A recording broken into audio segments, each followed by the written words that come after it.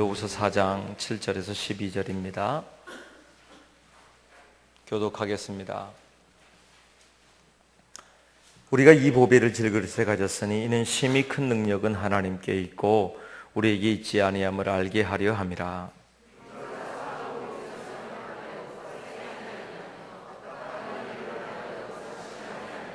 박해를 받아도 버림받지 아니하며 거꾸로 들임을 당하여도 망하지 아니하고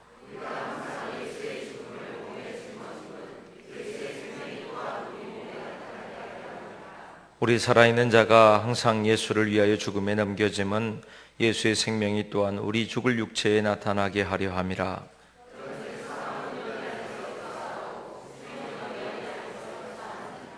아멘. 호스트라키노스 바울, 호스트라키노스 최준석, 호스트라키노스 베드로. 지난주에 했던 이야기입니다. 질그릇인 바울, 질그릇인 나, 질그릇인 그 어떤 이에 관한 이야기를 우리 지난주에 나눴지요. 내가 질그릇입니다. 그런데 그 안에 보배가 담겼습니다 하는 고백을 우리가 나누고 그 안에서 우리에게 은혜를 주셨습니다. 그런데 한 주 동안 그 말씀이 더더군다나 내 안에 계속 남아 있어서 이 말씀을 조금 더 나눠야 되겠다 하는 생각을 하게 되었습니다. 그리고 문득 떠올려지는 한 가지 이야기가 있었는데, 여우와 두루미에 관한 이솝 동화였어요. 이솝어에 보면 여우가 두루미를 초청해서 식사 대접을 하겠다고 해놓고서는 접시에다가 습을 주지요. 그러니까 먹을 수가 없었어요. 그러니까 이 반대로 이제 두루미가 요셉이라 했다. 여우를 초청해서 또 음식을 주는데 이번에는 호리병에 넣어서 줍니다. 둘 다 아주 제대로 복수를 한 것이지요. 이것을 통해서 뭘 말해주고 싶은지 아마 이솝 우화는 어른들에게 주는 메시지가 크다고 이야기하는데, 사람들 속에 있는 질시 아니면 질투하는 마음들이나 또 배려하지 못하는 것들, 여러 가지 이야기들을 하고 싶은 것일 것입니다. 그런데 제가 이것을 떠올린 것은 바로 질그릇 때문입니다. 우리 속에서 흙으로 만들어진 질그릇, 그 정도 깨지기 쉽고 값이 싸고 연약한 것의 대명사인 질그릇에 관한 생각만 했는데, 그것뿐만이 아니라 때에 맞지 않고 시에 맞지 않고 조건과 환경에 맞지 않는, 때로는 접시를 내놓아야 될 때에도 접시를 내놓지 못하는 나, 또 호리병을 필요한 때에도 호리병에 때로 맞춰서 제대로 사용되지 못하는 나의 모습, 곳곳에서 마치 질그릇처럼 연약하게 보이는 우리의 모습들이 어쩜 이렇게 많은가 하는 생각들을 다시 하게 된 것이지요. 그렇게 따져보니까 성경에서도 그러하고 우리의 삶에서 연약한 내 모습들이 마치 깨지기 쉬운 질그릇과도 같고, 환경에 적용되지 못하는 나의 연약함들의 모습들이 얼마나 많이 보이든지, 그런 모습 속에서 나는 어떤 모습으로 어떻게 서야 될 것인지에 대한 고민이 생겨서 다시 오늘 본문의 말씀을 나누게 되었습니다. 우리가 알고 있듯이 바울은 시편 39편에 이렇게 고백합니다. 다윗은 말이지요. 여호와의 나의 종말과 연한의 어떠함을 알게 하사 나로 나의 연약함을 알게 하소서. 나의 종말과 연한이 어떠함을 알게 하사 나의 연약함을 알게 하소서. 다윗의 일생의 고백이 나의 연약함을 잊지 않게 해달라는 것이었고요, 그것을 깨닫게 해달라고 말합니다.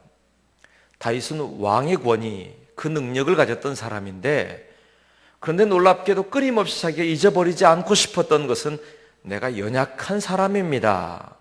오늘 말씀으로 하면 나는 연약한 질그릇입니다 라고 하는 고백을 놓치고 싶지 않았단 말이죠. 그리고 계속해서 하나님께 의지하고, 그렇게 해서 끊임없이 기도하고, 끊임없이 하나님의 성전을 사모하고 주님의 돌보심과 은혜를 사모하는 시간, 그것이 바로 다윗이 사는 방법이었다, 그렇게 말합니다. 그러니까 그의 스스로 생각하기에 나는 이렇게 연약한 사람입니다 라고 하는 것을 안 거죠. 사실은 다윗이 그렇게 주목받는 사람이 된 것은 우리가 알고 있는 골리앗과의 싸움, 그 전쟁터에서 다윗이라는 이름이 처음 드러나기 시작했지요. 그가 골리앗 앞에 섰을 때 그는 그곳에 장군으로 갔다든지 병사로 움직인 게 아닙니다. 아버지의 심부름을 따라서 전쟁터에 형들을 만나러 갔다가, 아니 하나님의 군대와 하나님을 모독하고 있는 저 블레셋 사람, 저 골리앗을 왜 가만두는 겁니까? 의문이 생겨서 내가 저 사람에게 나아가겠습니다. 이렇게 나아갔던 사람이 다윗이지요. 사람들 속에 수없이 많은 이 전쟁들이 있는데 그때그때마다 우리에게 발견되는 한 가지가 있어요. 그것은 저 사람은 될 거야 안 될 거야 라고 하는 섣부른 판단이라든지, 또 하나가 있는데요, 그것에 맞춰진 뭔가를 준비하려고 하는 것입니다. 다윗도 마찬가지였습니다.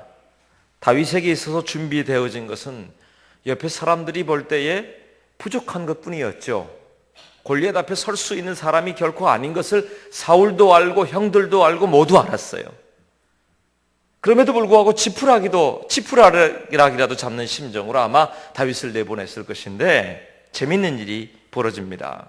사무엘상 17장에 보니까 사울이요, 자기 군복을 다윗에게 주고 노투구를 주고 그의 머리에 씌우고 또 그에게 갑옷을 입히매 다윗이 칼을 군복 위에 차고는, 무슨 말이에요? 그 위에 온갖 것을 다 덧입혀서 그를 포장해 놓으려고 한 거죠.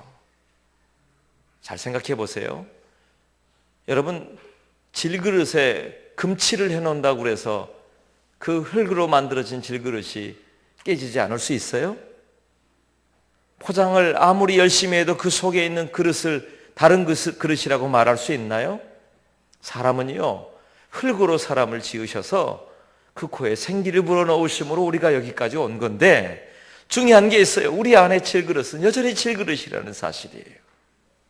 다윗에게 말한 것처럼 노투구를 씌우고 갑옷을 입히고 자기 군복을 입히고 칼을 차게 하고, 그래도 아무리 그렇게 포장을 해보아도 그 다음 말이 재밌습니다. 익숙하지 못함으로 시험적으로 걸어보다가 사울에게 말하되 익숙하지 못한 이것을 입고 가지 못하겠나이다 하고 벗어놓았다. 사람이 참 이상한 게 그래요. 우리 속에서 무엇인가를 하려고 하면 그 안에 자꾸 여러 가지 일들을 포장하고 덧입히고 애쓰지만 그 안에 있는 나는 그것 때문에 부자연스럽고 시험적으로 걸어보고 익숙하지 못한 것들이 얼마나 많이 있습니까? 자기 안에 있는 자존심과 삶의 여러 가지 나를 감추고 싶은 것들로 다 많이 포장해 놓습니다. 그런데 실제로 우리 가정에, 우리 자녀들에게, 아니 내 인생에, 내 속에 있는 자아를 들여다보면 금이가 있고 깨져 있고 질그릇과 같은 위험천만한 것들이 얼마나 내 속에 많이 있는데 그것을 인정하지 않으려고 한단 말이에요. 그러니까 온갖 투구와 갑옷과 옷을 입으려고 하죠. 다윗이 위대한 것은 그것을 벗어놓을 수 있었다는 거예요. 그리고 그 다음 구절은 이렇게 되어 있습니다. 40절 말씀에 손에 막대기를 가지고 시내에서 매끄러운 돌 5을 골라서 자기 목자의 제구 곧 주머니에 넣고 손에 물매를 가지고 블레셋 사람에게로 나아가니라. 그리고 어떻게 했어요? 너는 칼과 창과 단창으로 내게 오거니와 나는 만군의 여호와의 이름으로 내게 간다. 그것이 다윗이 사는 방법이었어요. 제가 이 말씀을 다시 보다가 오늘 말씀에 비춰보니까 이런 생각을 했습니다. 다윗만 뭔가를 뒤집어쓰고 다윗만 뭔가를 준비했더냐? 아니요. 골리앗이라고 하는 사람도 똑같지 않았는가? 골리앗이라고 하는 사람도 그의 큰 키와 장사와 같은 장군의 모습과 큰 무기를 의지했지만 결국은 골리앗도 질그릇 아니었어요? 연수와 연한을 아는 것, 돌멩이에 맞아서 그 전쟁터에 죽을 것을 누가 알았겠어요? 그런데도 불구하고 마치 모든 것을 호령하는 것처럼 하나님을 모독하고 하나님의 백성들을 모독하고 있는 그들도 질그릇입니다. 질그릇 아닌 이들이 없는데, 깨진 곳이 깨지지 않는 곳이 없는데, 금이 가지 않는 사람이 없는데, 놀랍게도 다른 사람들은 아니고 나는 다 포장해놓고 나는 금칠을 해놓고 나는 아무렇지도 않은 듯이 그렇게 사는 모습이 우리 속에 있지 아니한가. 어떤 목사님이 써놓은 글에 보니까요, 열차를 탔답니다. 열차를 타고 이렇게 가다 보니까 앞에서 그 화투를 치고 있더래요. 몇 사람들이 이렇게 마주 보면서 말이에요. 그런데 조금 있다가 싸움이 벌어졌답니다. 뭐 자세한 건 안 들리지만 뭐 이건 뭐 네 거였는지 아니었는지 뭐 이렇게 하다가 이 목사님 여기 한마디 탁 들려오는 소리가 있었대요. 네가 그러고도 사람이냐? 그러더래요. 사람들 속에 어쩌면 그 작은 그 놀이터에서 그런 모습일지 모르지만 사람들 안에 이 모습이 얼마나 많아요. 네가 그러고도 사람이냐? 어쩌면 그 모습이 내 속에도 있지 않습니까? 내가 무엇인가로 완벽하게 포장되어 있는 것 같지만 그러나 어느 순간 위험이 닥치고 내가 위협이 됐다고 생각되는 그 순간에 무너지고 마는, 그리고 낙심되어져 있는 우리의 모습이 보이지 아니한가. 갈뱅은 그의 책에서 완벽하게 준비된 아주 용감한 사람도 결정적인 순간이 오면 흔들리고 주저하는 경우가 많다, 이렇게 적었더라고요. 완벽하게 준비되고 용감하게 세워진 사람이라 할지라도 절체절명의 위기가 닥치는 그 순간 흔들리고 주저하고 무너지는 것이 너무나도 많다라는 것을 인간의 본성 속에서 보게 되더라는 것을 말하고 있는 거예요. 그게 사람이더라. 더 자세히 들어볼까요? 성경의 또 다른 사람들을 보세요. 야곱이라고 하는 사람을 보십시오. 야곱은 그의 인생이 얼마나 열심히 살았던 사람입니까? 자수성가한 사람입니다. 그에게 있어서 정말 온 힘을 다해 그의 인생과 씨름했던 사람이 야곱이에요. 근데 그의 야곱의 인생을 살펴보건대 그는 그의 스스로 그의 입술로 고백하기를, 야곱이 바로에게 아뢰되 내 나그네 길이 세월이 130년이니이다. 내 나이가 얼마 못되니 우리 조상의 나그네 길의 연조에 미치지 못하나 험악한 세월을 보내었나이다. 야곱의 스스로의 인생을 가리켜서 험악한 인생을 살았다. 그가 결코 이루지 못한 것이 아닙니다. 가축도 2떼나 이루었고요. 가족들도 많고요. 나름대로 거부가 되어 고향으로 돌아가는 사람. 그가 나름대로 준비된 사람입니다. 그런데도 불구하고 그의 인생을 총평하기를 나는 험악한 인생을 살았습니다. 그렇게 고백하죠. 그의 속에 남겨진 찢기고 상처나고 금이가 있는 자신의 인생의 모습 속에 또 다른 질그릇을 보게 된 것 아닐까요? 마태복음 15장에 보면 한 여인이 나옵니다. 예수님 앞에 이렇게 고백하는 여인입니다. 여자가 이르되 주여 올소이다마는 개들도 제 주인의 상에서 떨어지는 부스러기를 먹나이다. 이 여인에게 있어서 도대체 뭐가 그 안에 상처되고 무엇이 연약하길래, 무엇이 부족하길래 자기 스스로 자기 입술로 나는 개 같은 사람입니다 라고 말하는 것일까요? 무엇 때문이에요? 자기의 딸을 살리고자 하는 것 때문입니다. 내 딸이 귀신 들렸고 병들었다는 것을 알기 때문입니다. 이 여인에게 있어서는, 이 어머니에게 있어서는 다른 거 몰라도 적어도 이 딸의 모습이 질그릇 아니겠어요? 이 딸이 내 안에서 연약한 것 아니겠어요? 여러분, 정직하게 하나님 앞에서 감추거나 그리고 내가 인정하지 못하는 게 아니라 하나님 앞에서 내 모습을 정직하게 들여다보세요. 그 속에 얼마나 많은 질그릇들이 있던가요? 모세의 인생 40년은 잘 나가던 인생이었습니다. 바로의 궁에서 왕자로 살았거든요. 뭔가 할 수 있을 거라 생각했습니다. 그러나 그의 힘으로 할 수 있는 게 없었어요. 40세에 그는 살인자로 그리고 도망자로 광야로 쫓겨다녔고, 그리고 다시 40년은 아무것도 할 수 없는 목자로 백발이 성성해지도록 살았던 인생이 바로 모세의 인생이었어요. 하나님이 그를 부르십니다. 내가 너에게 바로에게 보내리라. 그가 뭐라고 해요? 내 입술은 둔합니다. 보낼 만한 자를 보내소서. 거절하고 또 거절하고 또 거절합니다. 왜일까요? 그가 왕자로 부름받았던 그 40년 그때에 부름받았다면 예, 제가 가보겠습니다. 저 말고 누가 있겠습니까? 그랬을지 몰라요.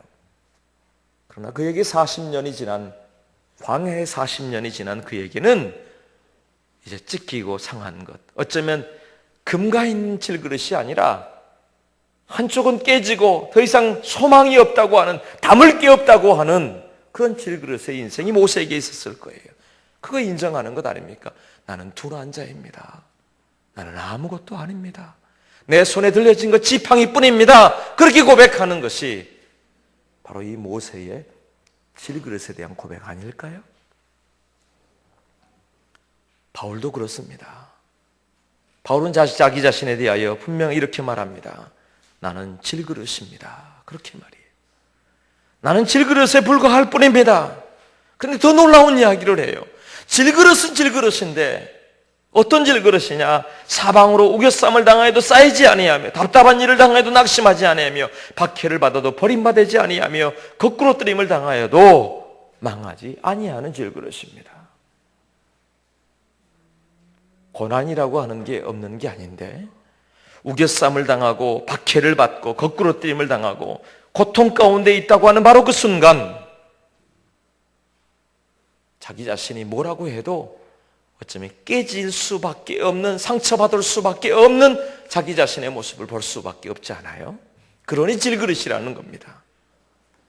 바울이 지금 말하고 있는 이 우겨쌈과 고통과 낙심에 관한 이야기는요, 추상적인 이야기가 아니에요.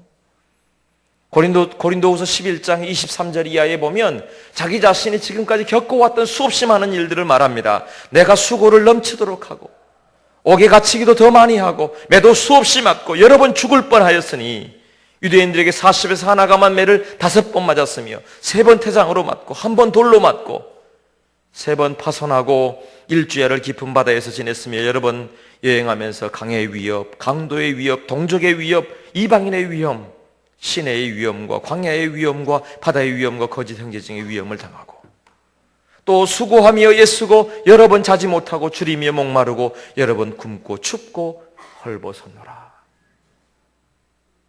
이게 바울이 말하는 게 뭐냐면 이와 같은 환경이 인생이더라는 거예요. 그리고 그러는 중에 있는 내 모습을 보니 뭐라고요? 내가 질그릇에 불과하더라. 내 모습이 그렇습니다. 그것을 내어놓고 보니 오늘 자신의 모습이 이와 같은 것 정확하게 정직하게 내어놓을 수밖에 없다는 거예요. 오호라 나는 곤고한 사람이로다. 누가 이 사망의 몸에서 나를 건져내랴. 그것이 사도 바울이 말할 수 있는, 그가 자기 자신이 질그릇이라고 말할 수밖에 없는, 오호라 나는 곤고한 사람이로다 고백할 수밖에 없는 자신의 모습, 그게 나라는 거예요. 그게 납니다. 그 약함이 납니다. 그의 부족함이 납니다. 아무것도 할 수 없는 게 납니다. 입이 둔한 자가 나입니다. 그게 나라는 겁니다. 밑보다 모든 사람이 받을 만한 이 말이요 그리스도 예수께서 죄인을 구원하시려고 세상에 임하셨다 하였도다. 죄인 중에 내가 괴순이라. 디모데에게 보낸 편지에 아들 같은 디모데에게 뭐라고 하느냐 하면 내가 죄인 중에 괴수다. 하나님 앞에서 나 같은 못난 인간이 없고 금가고 상한 인간이 없다는 사실을 고백하고 있는 거예요. 제가 오늘 말씀 묵상하면서 주시는 메시지가 그거였습니다. 왜 하나님 앞에서도 정직하지 못할까? 왜 하나님 앞에서도 인정하지 못할까? 왜 하나님 앞에서도 금칠하고 있고 포장하고 있고 마치 내가 강한 것처럼, 내가 다 준비된 것처럼, 나는 상한 곳이 없는 것처럼, 나는 질그릇이 아닌 것처럼 그렇게 살까 말이죠. 바울처럼, 모세처럼, 다윗처럼 시원하게 내가 고백하면서 나는 질그릇입니다. 나는 약한 자입니다. 나는 부족합니다. 왜 그렇게 고백하며 살지 못할까 하는 것 말이에요. 사람들에게는 그렇다 칩시다. 그런데 하나님 앞에서마저도 나를 감추고 내가 무엇인가 강한 척하고 내가 뭔가 내세우려고 하는 모습들이 우리에게 얼마나 많아요? 하나님, 나는 질그릇입니다. 인정할 수 있는 은혜가 있기를 바랍니다. 인정해야 되는 거예요. 아니, 인정할 수밖에 없는 게 우리 인생인 거예요. 제가 오늘 그래서 제목을요, 질그릇이라고 하지 않고 시원하게 질그릇이다 제목을 붙였어요. 무슨 말일까요? 하나님, 시원하게 고백합니다. 나 질그릇 맞습니다. 인정합니다. 그런 의미예요. 내 가정이 질그릇입니다. 인정하는 것이에요. 하나님, 내가 바라보기엔 내 자녀가 질그릇입니다. 인정하는 거예요. 다른 사람들에게 웃고 있고 예쁘게 보일지 모르지만 내 안에 있는, 내 속에 있는 질그릇은 상처투성이고 금가 있고 찢겨 있고 깨져 있는 모습, 그게 내 모습입니다라고 인정하는 거예요. 시원하게 말이에요. 하나님 앞에 다 내어놓고 오호라, 나는 권고한 사람입니다. 죄인 중에 괴수입니다라고 인정하라는 것이에요.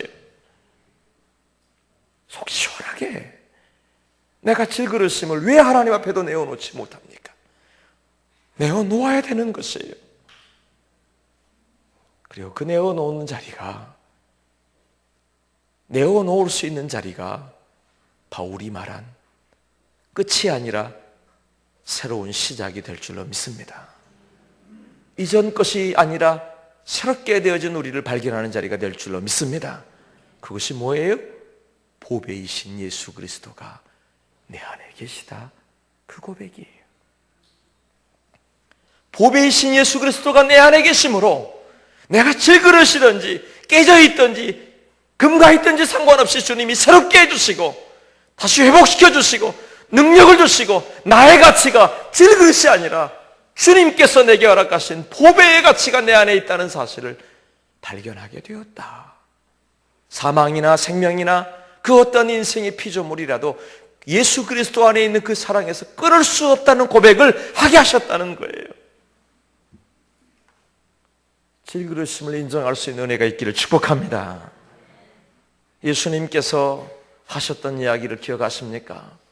예수께서 들으시고 그들에게 이르시되 건강한 자에게는 의사가 쓸데없고 병든 자에게라야 쓸데있느니라. 나는 의인을 부르러 온 것이 아니요 죄인을 부르러 왔노라 하시니라. 하나님, 나 병들었어요. 고백하는 거예요. 하나님, 나 아파요. 말하는 거예요. 하나님, 내게, 우리 가정에, 내 자녀에게, 내 딸에게, 내 아들에게 주님의 도우심이 필요합니다 라고 고백하는 것이에요. 내 인생에, 하나님, 내 속에 상처난 내 안에 주님이 계셔서 나로 인하여 주의 빛이 내 어둠을 비춰주시기를 고백하는 자리에,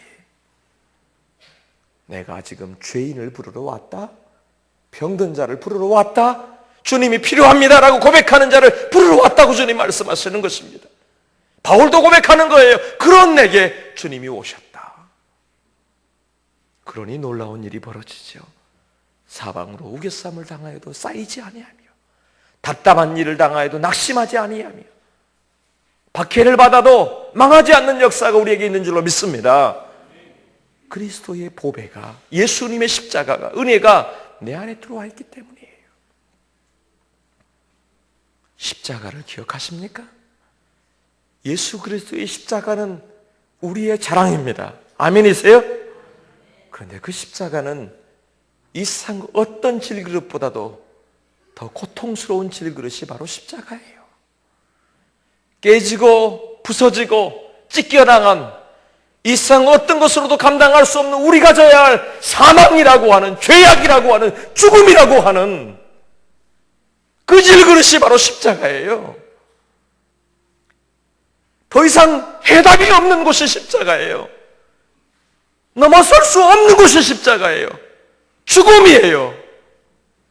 그런데 놀랍게도 예수님이 그 십자가에 못 박히심으로, 찢기심으로, 예수님의 몸을 던져주심으로 이전 것은 지나갔으니 보라 새 것이 되었도다고 선포하시는 줄로 믿습니다.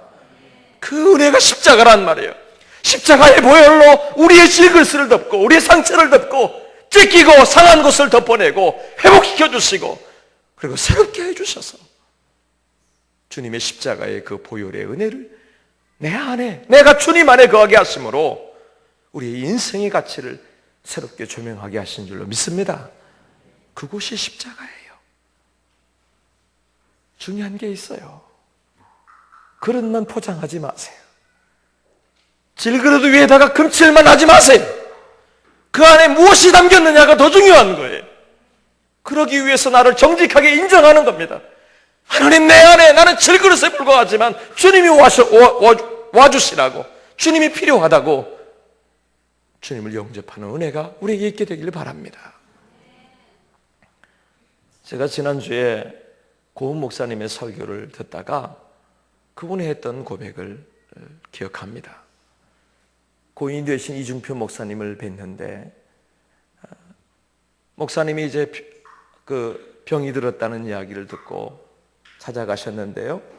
오히려 고은 목사님을 더 걱정하더라는 거예요. 밥 잘 먹고 건강하게 건강 조심하라고 그러시더라는 겁니다. 하나님이 이중표 목사님을 부르셨잖아요. 그리고 아직도 우리 고 목사님은 지금 설교하고 계시고요. 인생이 그렇다라는 겁니다.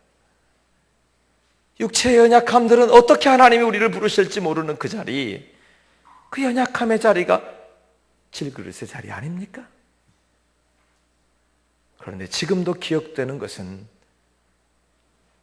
이 이중표 목사님 속에 나는 죽고 주님이 살았다고 고백하는 그 고백은 여전히 남아있다는 거예요. 또 한 분 리고레 목사님의 이야기를 하셨어요. 목적이 이끄는 삶을 쓰셨던 그 목사님 말이에요. 이분을 뵌 적이 있는데요. 이분이 나를 이렇게 안아주시더라고요. 둘이 이렇게 안았는데 제가 아이 같은 거 있죠. 얼마나 이 몸이 좋으시고 키도 크고 그러신지 이렇게 내가 안겼는데 이렇게 내가 왜소해 보인 적이 처음이었던 것 같아요. 근데 그분이 언제나 교회에서 설교를 하실 때에도 어디 집회를 가실 때에도 설교하시는 목사님 한 분을 꼭 모시고 다닌대요. 왜냐하면 이분에게는 병이 있거든요. 간질이라고 하는 병이 있어서 어느 때든지 쓰러질지 모른다는 겁니다. 고은 목사님 미국에 가셨을 때 그 예배에 참여했는데 그때 이분이 정말 단상에 설교하다가 쓰러지셨대요. 성도들이 모두 알아요. 그러니까 잠잠히 있는 거예요. 아무도 웅성거림이 없어요. 그 모든 일이 수습될 때까지, 다시 예배가 시작될 때까지 잠잠히 있더라는 겁니다. 생각해 보세요. 앞에서 설교하는 이 사람이 누군가 아픈 사람이 있다면 그를 위해 기도해줘야 될 목사님이, 연약한 것에 대하여 중보해야 될 목사님이 자기 자신의 모습도 감당하지 못해서 쓰러진다고 생각해 보세요. 늘 연약한 자신의 모습을 인정하는 겁니다. 그럼에도 불구하고 써주시는 하나님에 대하여 인정하는 겁니다. 고백하는 겁니다. 하나님 앞에 연약한 질그릇, 그게 중요한 게 아니라는 것을 그분은 그의 몸으로 고백하고 있는 것이지요. 사도 바울은 어쩐가요? 사도 바울이 왜 자기 자신을 질그릇이라고 했을까요? 그에게도 가시가 있었습니다. 어떤 이는 안질이라고도 하고 간질이라고도 말합니다. 내 몸에 가시가 있는데 그 가시가 내게 은혜가 족해서 나는 그것을 통하여 내가 하나님 앞에 겸비하고 겸손할 수 있다. 그 겸손함이 뭘까요? 다른 게 아니에요. 내가 한 것이 아니라 나는 질그릇에 불과합니다. 그것을 잊지 않는 것이겠지. 잊지 않는 거예요. 그러니 여전히 내 안에 있는 보배이신 예수 그리스도로 말미암아 내가 오늘을 살고 오늘 쓰임받고 오늘 내가 하나님 앞에서 내가 이 하루를 살아갑니다. 그것 아니겠어요? 여러분 둘러보세요. 완벽해 보여도요, 누구든지 다 가시가 있어요. 누구든지 다 금가 있는 곳이 있어요. 찢기고 상한 곳이 있어요. 왜냐하면 우리 태생 자체가 질그릇이기 때문입니다. 그런데 바울은 말합니다. 질그릇에 주목하지 말아라. 내 안에 있는 보배에 주목하라고 말씀하시는 겁니다. 그래서 우리에게 가르쳐 주시는 것이 무엇입니까?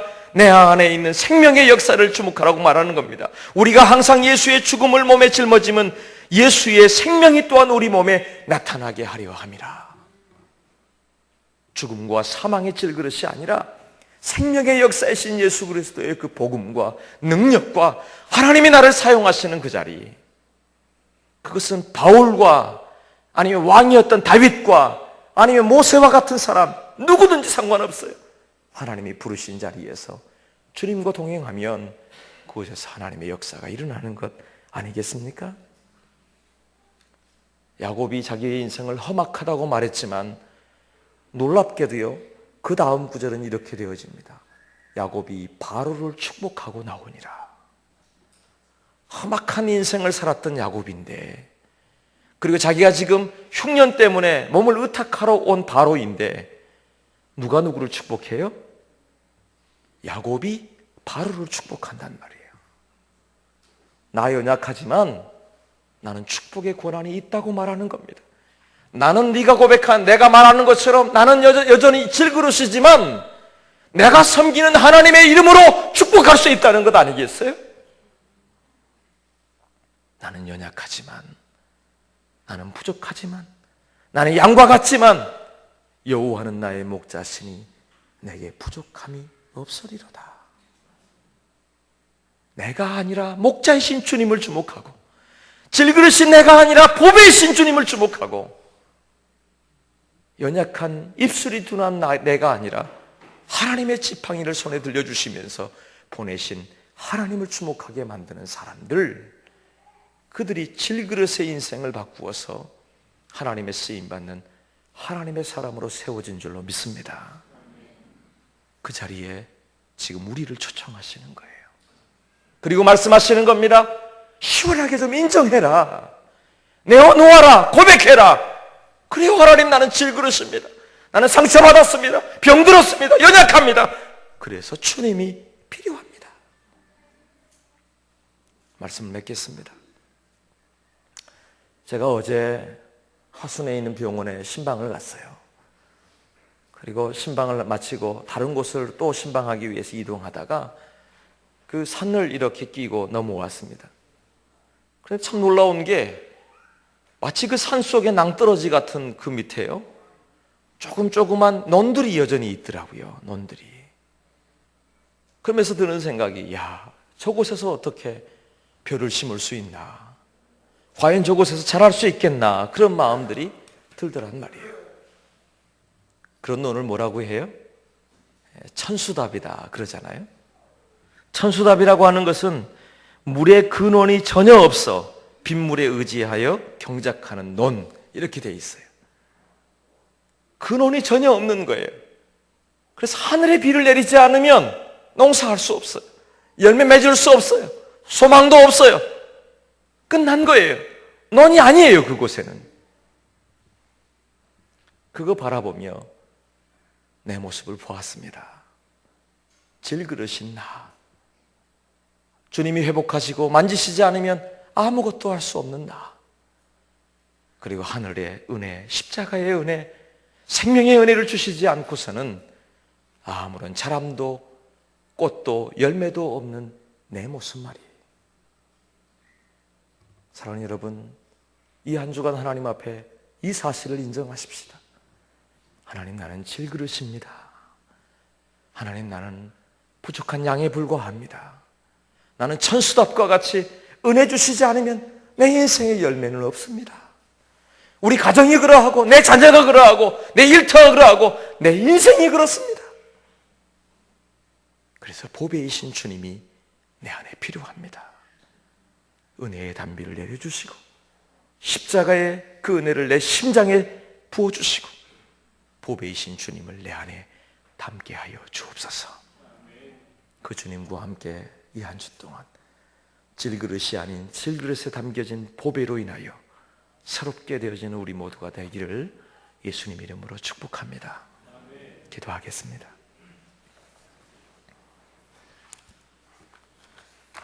질그릇인 나를 내버려 두지 아니하시고 주님과 함께 있게 하시니 감사를 드립니다. 주 안에서 내가 다시 새롭게 되어지고 주님과 함께 동행하게 하시니 감사를 드립니다. 주 예수 그리스도의 십자가 바라보며 내 안의 연약함들이 모두 다시 채워지는 것을 보게 해주시고 내가 아니라 주 예수님 때문에 보배롭고 놀라운 생명의 역사이신 주님을, 주님과 함께 동행하는 인생임을 깨달아 알게 하여 주옵소서. 예수님 이름으로 기도드립니다. 아멘.